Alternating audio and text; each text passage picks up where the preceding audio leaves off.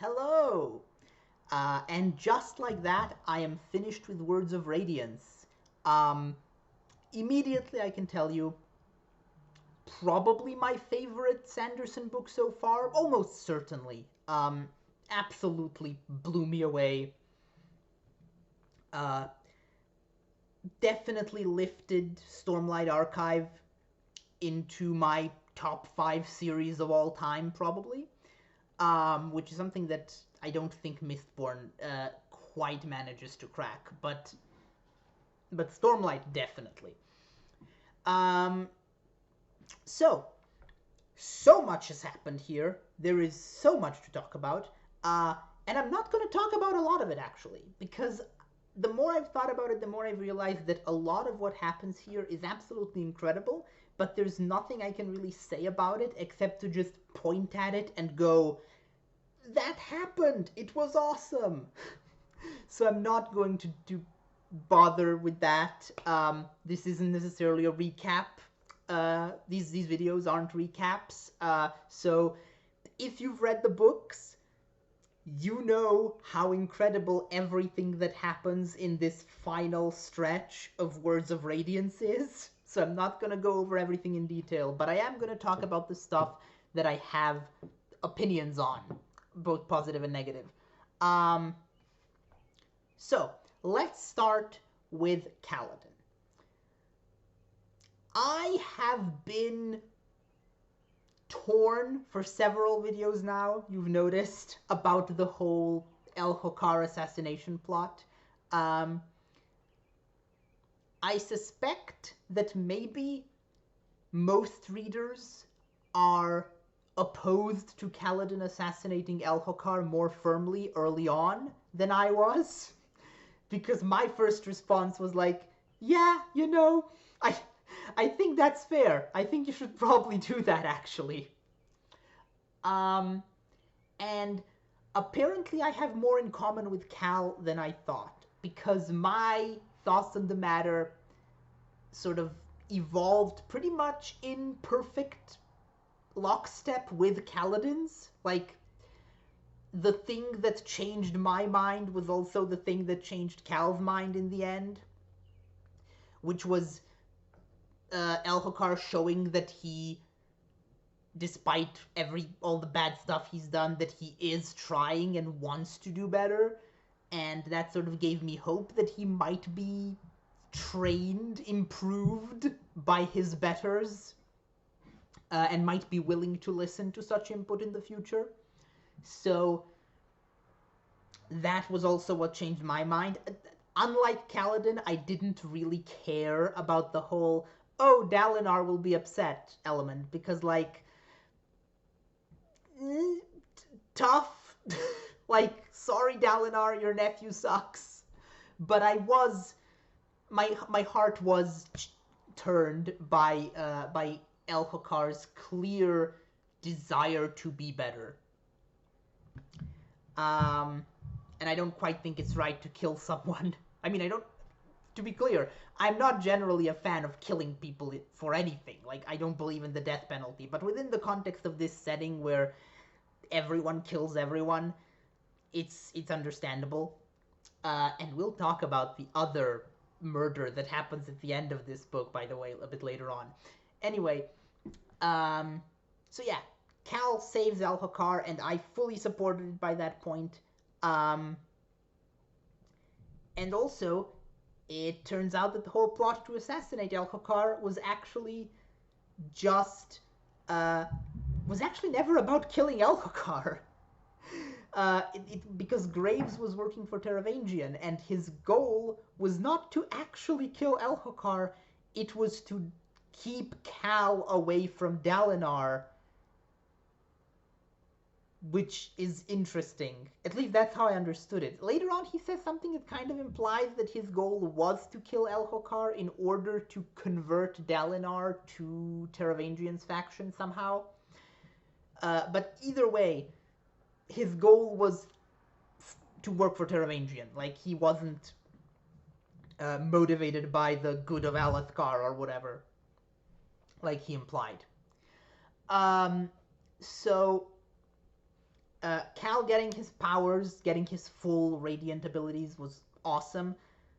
Although, he only said the second oath, and from what I remember from the first book, I feel like it was said in the first book that there's like, I want to say 4 oaths? Was it 4? I think it was 4. So Caliban still got a ways to go, but apparently the second oath is enough to make you a Radiant, because Cal has just started calling himself a Radiant, and Syl isn't contradicting him, so I guess it's true. So yeah, Cal's a Radiant, Shalon's a Radiant, because she was honest with herself about killing her mother, which I called, by the way. We'll get to that. Dalinar kind of skips like 5 steps and goes straight from regular dude to full-fledged Radiant by just immediately swearing the second oath, which was interesting. And there's also Renarin.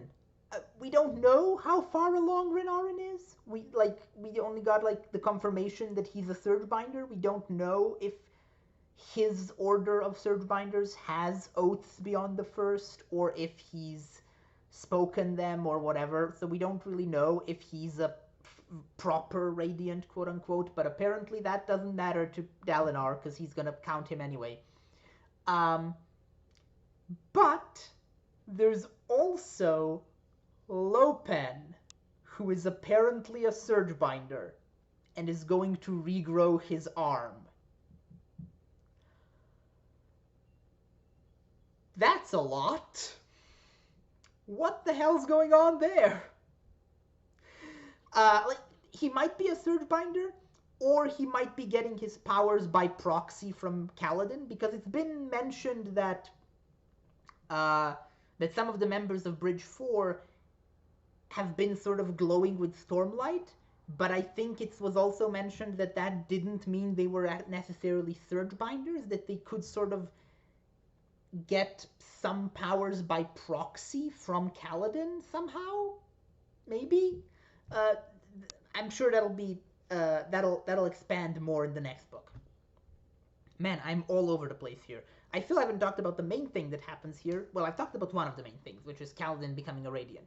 The other main thing is the Everstorm. So, first of all, I did not pick up at all on the possibility that the high storms weren't actually separate storms and were just one high storm spinning around the world, which it's implied here that it is, that there's actually only one high storm and it actually never dissipates.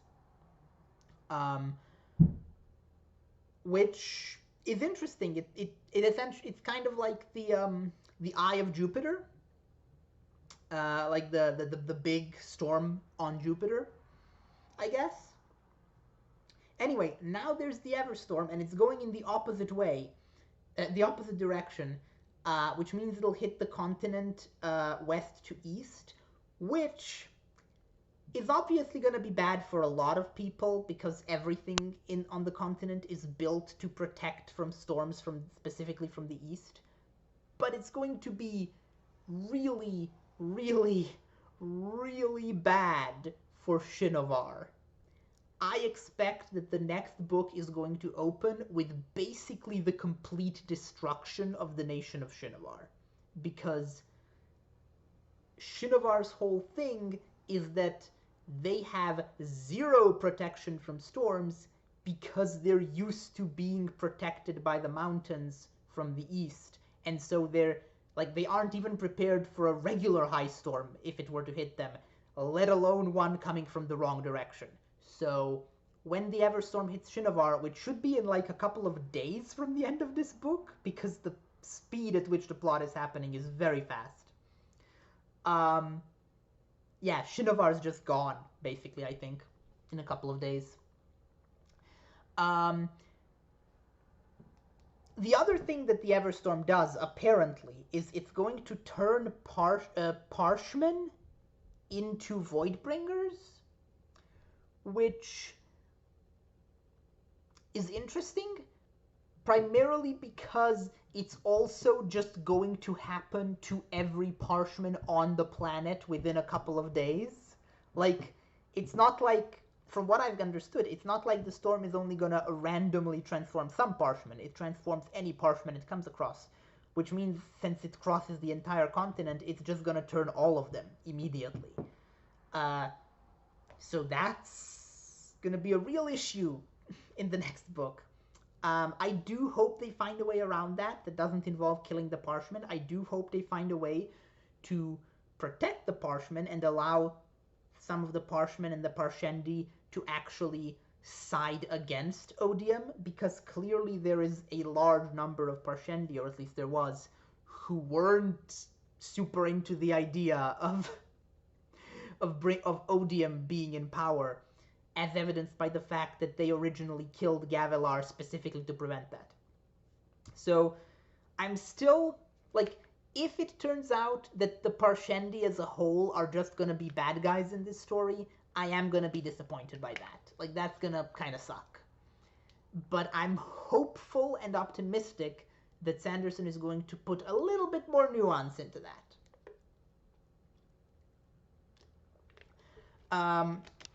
Especially since I know that Eshonai is like a major point of view character in a future book. So, oh yeah, by the way, Eshonai and Venli are definitely alive. Like, even though it's kind of it kind of seems like all the Parshendi on the Shattered Plains are dead, I don't think that's true. Anyway, so the Everstorm hits. Everything's horrible. Everything's really, really bad. And then Shallan takes everyone to Urithiru and saves them. So now Urithiru has been discovered. It is not where I expected it to be. I expected it to be much closer to the Shattered Plains. I expected it to be like in the mountains right next to Alethkar for some reason. But no, and I suppose it makes more sense that it's like in a central location for the whole continent. Anyway. Oops, sorry. Anyway, yeah, Urithiru happens. They're there. It's gonna be interesting. I don't really know what else to say about that. Next thing I really want to talk about. Amaram. So, Dalinar kind of goes after Amaram at the start here. Like, he strips him of being a Radiant, but that's about it. Like, I really like the way that he tricked Amaram into outing himself as a murderer. Like, that was cool. That was neat. But that doesn't really fix the problem, which is that he's still in a position of power and authority, and I understand where Dalinar is coming from. I understand that he can't, he can't arrest a shard bearer, because he's just gonna free himself. Like, you can't, it's not really plausible. The only thing you could do is execute him, and you can't really do that without due process, and yada yada yada. However, what I'm a bit frustrated by is the fact that Dalinar probably could justify doing that and going after Amaram far more severely if Shallan told him what she knows. Because, of course, while morally the worst thing Amaram has done is certainly what he did to Kaladin, I'm sure that by the laws of Alethkar, his actual conspiracy to bring back the Voidbringers is probably a much more serious crime that he could be much more easily censured for. So, like, Shallan, please tell Dalinar about that. Please? Speaking of that conspiracy, apparently that's what Gavilar was doing. I was under the impression all along that we were going to find out that Gavilar was not a good guy at all, and that the Parshendi probably were right to kill him. And it seems like that's true. It seems like Gavilar was up to some real messed up stuff with Amaram. Namely, he wanted to bring back the Voidbringers, restart the Desolations, all with the goal of kind of bringing back the hierocracy, I guess? Like, turning the world into a Vorin theocracy, which I'm not sure why they wanted. They call themselves the Sons of Honor. I'm not sure what they want or who they're... Well, I know they're working for someone because that someone has a name. I mentioned it in a previous video. I can't remember now. There's a name that's brought up as the leader of the Sons of Honor. And Restares, I think. Restares. So, whoever Restares is, I don't know what their motives are. So I can't really say if there's any remotely justified reason for them to want to do this, or if they're just like theocrats. I'm betting on the latter, just because like Amaram is a truly despicable person, and I don't want it to turn out that he like secretly has some motive that I would find acceptable. I mean, I still wouldn't find it acceptable for him to kill people for it, but you know what I mean.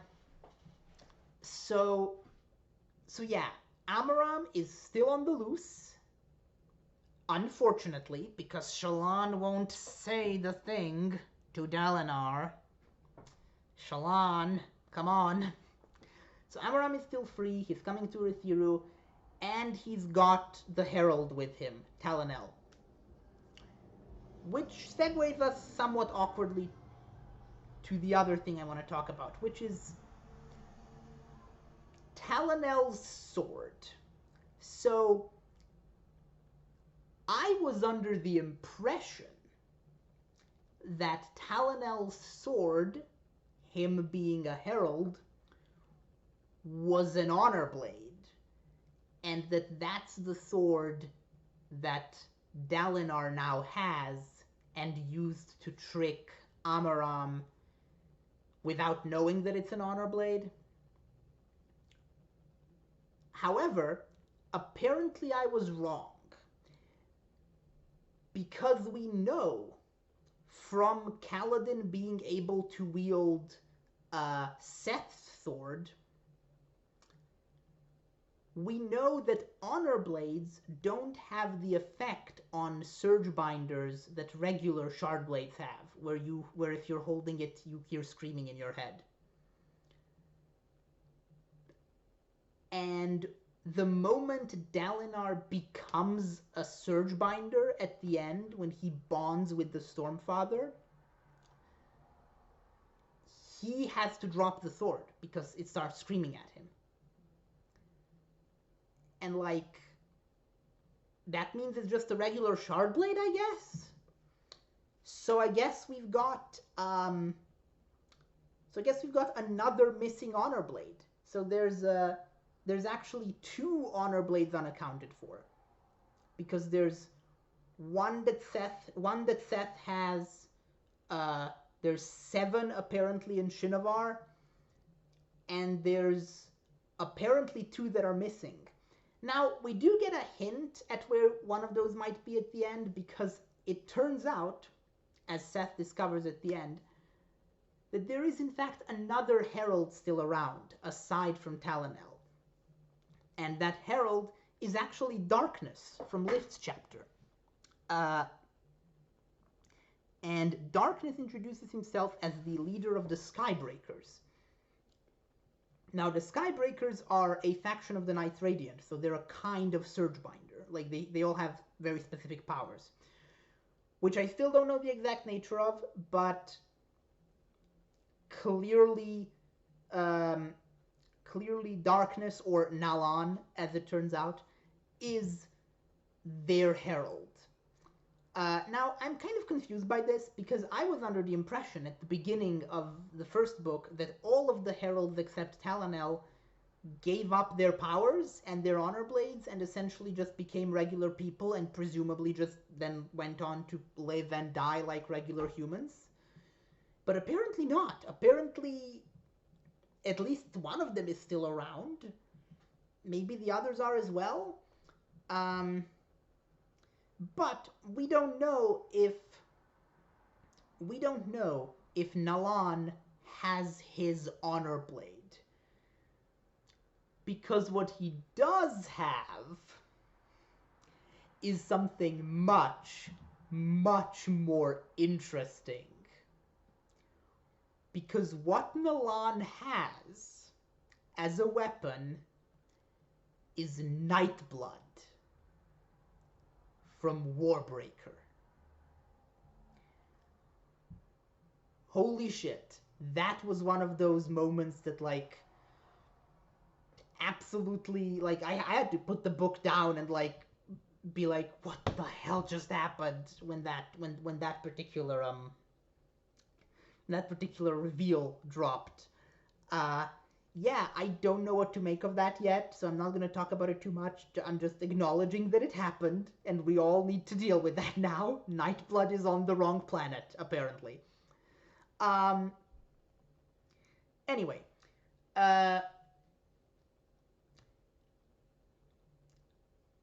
what else can I say about this part of the book? I really, really, really, really liked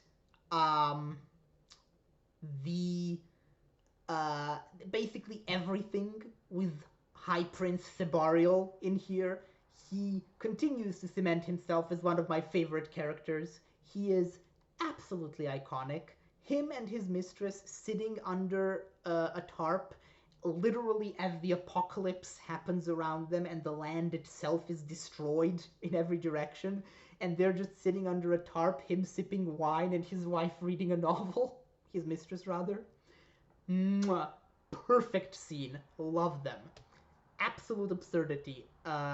Totally over the top, but in the best way. There's also Aladar. Aladar is interesting because Aladar unexpectedly gets a character arc. And it's a very competent character arc, which I was impressed by because he's like barely a character. Like he has very little actual scenes in this book. And yet he actually becomes kind of an interesting and complex character in the end when he sort of explains his motivations for working with Thaddeus, and it becomes clear that he's known what's right and what's wrong all along, and he's sort of been lying to himself. It's an interesting moment. It's nothing like mind-blowing, but it's interesting that such a minor character gets that level of depth. Speaking of Thaddeus, apparently I will never have to do so again. Because Adeline kills him. This is surprising. I will certainly say I did not call that happening. And I get the feeling that it is going to be portrayed as a bad thing. I get the feeling that I'm supposed to have been kind of horrified by the fact that Adeline did that. If that's the case, I'm clearly not the target audience because I was delighted. I don't think that there was any real redeeming qualities to Thaddeus, and I think that every moment that he was allowed to continue living was a chance for him to cause incomprehensible levels of damage and suffering to others, because he was clearly not going to get on board with what was necessary to literally save the world. So, yeah, sorry, he has to go. I'm sure there will be severe consequences to the way that he died, because you're probably not supposed to just murder high princes in dark corridors, Adeline. Like, don't get me wrong. I don't think it was wise for Adeline to do what he did. I'm just glad he did it anyway. Um, and I'm sure Sadeas's wife will continue to give everyone serious trouble going forward. Um, but for now, I'm just gonna be glad he's dead. And I'm not gonna have to face the consequences for a while, because I have like 4 books to read before the next Stormlight book. I'll talk about that at the end. Anyway, um, so yeah, uh, that's those are some of the major plot points that happen here. Oh, also, Yasna's back. Uh, I was right immediately. I have to say, this book has a few too many fake deaths for my taste. I think Yasna is fine because I think Yasna's death was like I could buy it being real at the time, even though I personally didn't. But I can see how, like, I don't think it was too blatantly a fake out. Um, and her return was sufficiently like presented as a plot twist. It was like a big deal that she came back. And it was like, oh my god. Uh, I'm not gonna spoil A Song of Ice and Fire, but those of you who've read the third book of A Song of Ice and Fire and know how that book ends, this is kind of like that in terms of like being a well executed version of this trope. Syl, I'm less like my issue with Syl isn't that Kaladin thought she was dead. Because it makes sense that he did. My issue with Syl is that it kind of felt like we as the readers were supposed to be unsure if she's alive when it was really obvious that she was alive. And I don't know if I even want to count Seth, because Seth's quote unquote death lasted for like 10 pages and then he was revealed to be alive. I think I'm not generally someone who thinks you need to kill characters in order for your story to be good. I think you should only kill characters if the narrative requires it, or if it's to serve some greater purpose, thematic or narrative or whatever. But I'm not the biggest fan of the particular trope where a character is like, oh no, they died, and then it turns out they didn't. Like, it's just like I think it's a very good trope when used in moderation. Like, you can have like a really emotionally impactful moment that way. But you can't do it like multiple times a book. And I think it works better if you occasionally also really kill people, which I don't feel like this series has really done. Like, which major characters have died ever in Stormlight so far? Again, I don't think they need to. I just think they need to if you're then going to expect me to believe that Yasna died. Or Syl, or Seth. But that's a really minor nitpick. I don't. It's not something that like is actively like a negative thing for me. It's just kind of like when I see it, I'm like, not my favorite trope. But that being said, I love Yasna's return because here's the thing: a less confident author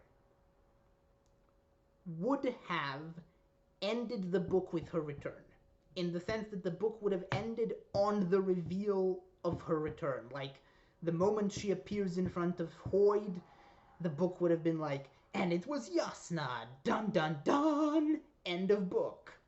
But that's not what Sanderson did. What Sanderson did instead was, rather than leaving us on that like note of anticipation and high tension, he instead immediately goes out of his way to completely dissipate that tension by spending like 3 pages of Yasna and Hoyd like sassing each other and just being dicks to each other in the middle of nowhere before actually ending the book. And I personally like that. Like, I'm glad that we weren't left hanging on like the reveal of Yasna's return, and instead we got like that immediate resolution of that scene, which, like I said, I feel like many authors wouldn't do. For example, that scene I mentioned from the third Song of Ice and Fire book does not do that. And I don't think that's a bad thing there either. I think it serves that scene well, but I'm glad that's not how it played out here. What else? What else? So there's a bunch of Cosmere stuff I have to say here. Obviously, like a lot happened here. Shallan's mother, I think, was probably a Skybreaker. I think that's a pretty clear implication here, since the Skybreakers clearly go around hunting Surgebinders. So there's several factions at play here. There's the Skybreakers. There's the Ghost Bloods, who clearly are at least somewhat opposed to the Skybreakers, I think. But they're also opposed to the third faction, the Sons of Honor, who are themselves opposed to the Skybreakers.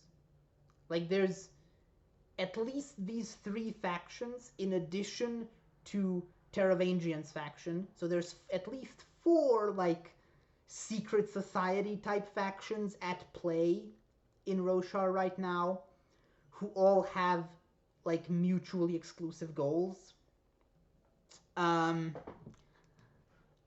it's getting very complicated. I think I'm following it fairly well so far, but I'm a bit intimidated by how complicated it is.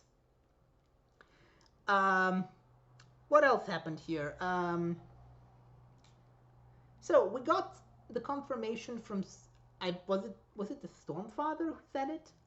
I think it might have been the Stormfather, that the Parshendi, he refers to them as the old people, which to me sounds like they predate humanity. And the kind of idea I'm getting from that is that maybe humans aren't native to Roshar, and if I had to guess, I would say that maybe they're not native to any of the Cosmere worlds at all. And the reason I say that is because at the end of the book, we get the Ars Arcanum, where Hoyd writes about the magic system a bit.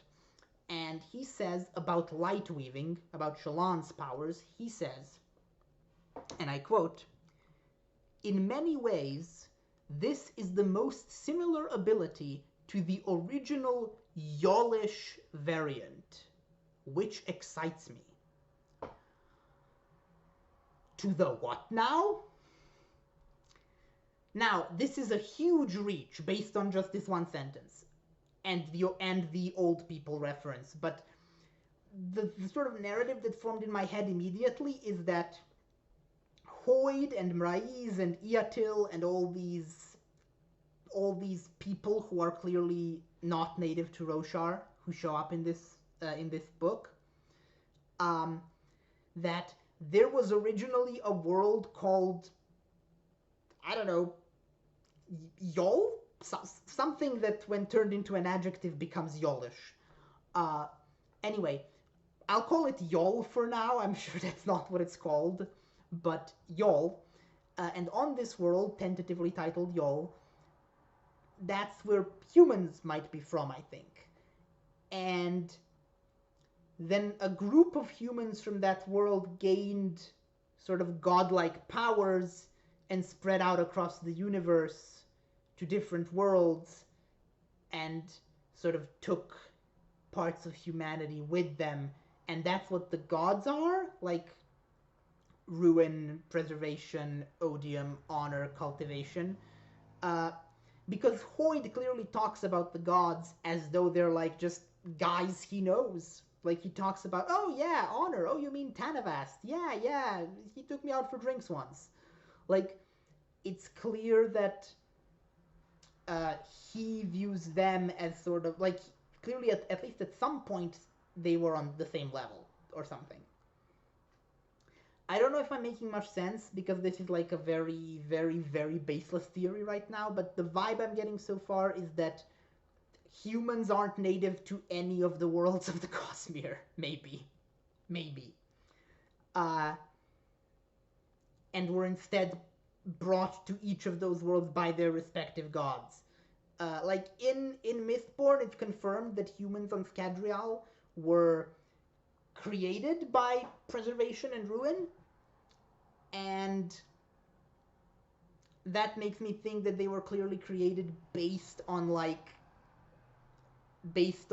preservation and ruin's ideas of what humans are supposed to look like from other worlds.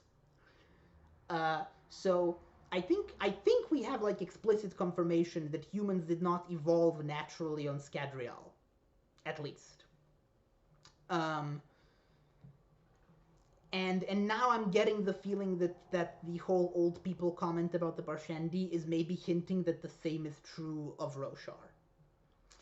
But I can't be sure of that. So that's just a theory, and I'm open to being proven wrong for that. With that, what else happened? Let's see. Dalinar is a bondsmith, which I think my prediction is that means he can make new radiance, like he can help forge Nahel bonds between other people. And I was also right about my previous theory, which is that there were only ever historically 3 bondsmiths because they have bonds with like really special spren. And that seems to be confirmed, because indeed Dalinar now has a bond with the Stormfather, who is a unique spren of honor. And my current theory is that there are 2 other such spren, and that one of them is the Night Watcher, who is a unique spren of cultivation, and that there is a 3rd unique spren of odium that we have yet to meet. Maybe it's Molak, or the other name that Teravangian used in that one chapter, maybe.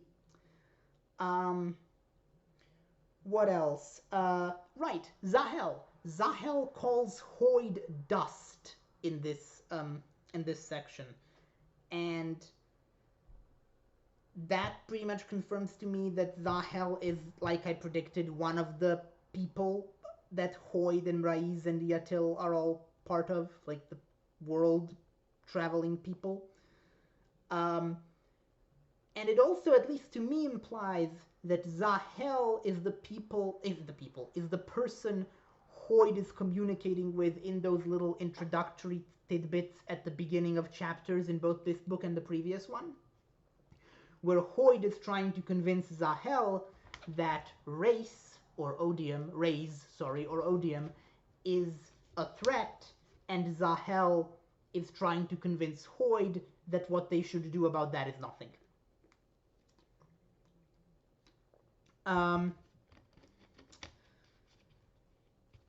Yeah, this was. I'm sorry, this was very chaotic. I am reeling from this part of the book, and like I said, it's absolutely incredible to me. The first book felt like, when I read the first book, I thought that this was going to be a very slow-moving fantasy series, which I would be fine with. I thought that the whole series was going to move at the pace of The Way of Kings, which was, while it was never boring, it was slow. Like, The Way of Kings, basically nothing happens until the end. Like, The Way of Kings is just the build-up to a single event, kind of. And I thought that was going to be the whole series. But no, because this book has enough plot in it to fill like 3 or 4 whole books. And yet it's paced perfectly, in my opinion. I never have a problem with the pacing of this book. So yeah. Nothing really to say there, except to say that this book conquered all my expectations, shattered them. What else? Let me look through my notes here. Yeah, I think that's everything I have to say. Yeah. I don't really have any political analysis here, except, actually there's one moment I have a political analysis of, which is Elhokar. Elhokar tells Kaladin that he doesn't understand why he can't be a good king, because he was born to be king, so surely he's meant to be a good king, so why isn't he? And Kaladin can't answer him because Kaladin doesn't necessarily think in this way, but I can answer him. The answer is, you're a bad king because you were born to it. Like, you were raised from birth with the assumption that you would be a good king, and so you never had to learn how. That's the problem with hereditary systems of governance. You end up very quickly, after just a single generation, you end up with absolute incompetent morons in power. So yeah, just saying, that's the reason why you're a bad king, Elhokar. It's because you were born to be the king. And the other thing that I'm thinking of is R'lain. So R'lain is clearly going to be our main, like, likable Parshendi character, and I'm really hoping that doesn't stay the case. I'm hoping that we get more Parshendi who are not working for Odium, but also aren't, like, essentially subservient to humans, like, aren't willing to swear their allegiance to human leaders. I'm hoping for and waiting for a Parshendi faction who is willing to work with Dalinar and the rest against Odium, but who aren't willing to be like, oh yeah, like fully assimilated into the human power structure, and instead want to preserve their own culture and people. I don't know if we'll get there. I don't know if we'll have space for that in the story, but I'm really, really hoping for it. I would really like to see that. Because as it stands right now, I'm kind of worried that the Parshendi as a whole are just kind of being relegated to the role of, like, orcs, essentially. Like, just mindless evil hordes, and I don't like that in fantasy stories. I don't like orcs in Lord of the Rings. I didn't like Trollocs in Wheel of Time. It's just a boring trope, and it's much more interesting when your villains have actual relatable motivations beyond just being, like, biologically predisposed to serve the Dark Lord. Yeah, I think this time that actually is all I have to say. I managed to get it all into one video, even though it's very long. Probably the longest video on my channel so far. After this, I am reading the next two Mistborn books, because as far as I understand, both of those were released before Oathbringer, the opposite of Oathbreaker. So I'm going to read the next two Mistborn books, and then I'm going to read Arcanum Unbounded, and Edge Dancer, which is in Arcanum Unbounded, and then I'm going to read Oathbringer. So it's actually going to be a while before we get back to the main plot of the Stormlight Archive. I'm going to have a pretty hefty break from this story, which I think is good because this book was a lot, like I said. So, yeah. See you next time for the second book of Mistborn Era 2, which I am hoping is going to be as little like the first book as possible, because I did not like the first book. But I'm cautiously optimistic about the second one. Let's see if that's justified. Bye!